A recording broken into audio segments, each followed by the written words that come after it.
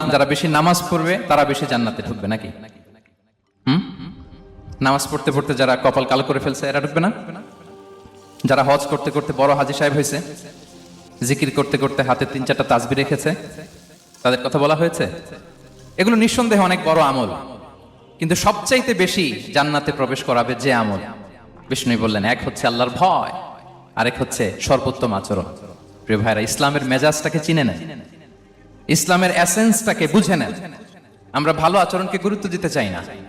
অনেক নামাজি লোক দেখবে নামাজ পড়তে পড়তে কপালে কালো দাগ ফেলে দিছে, বাসায় বউয়ের সাথে খারাপ আচরণ করে, খিটখিটে মেজাজের, প্রতিবেশীর সাথে শুধু ঝগড়া, কলিগদের সাথে ঝগড়া, মারামারি, দুঃসম্পর্ক, এরকম আছে না? নাই বলেন, আছে না?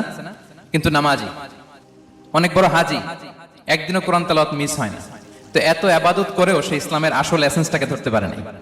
বিষ্ণু বললেন, সবচেয়ে বেশি জান্নাতে প্রবেশ করাবে যে দুটি আমল, একটি হচ্ছে তাকওয়াল্লাহ, আল্লাহর ভয়, আরেকটি হচ্ছে উত্তম আচরণ, সর্বোত্তম আচরণ।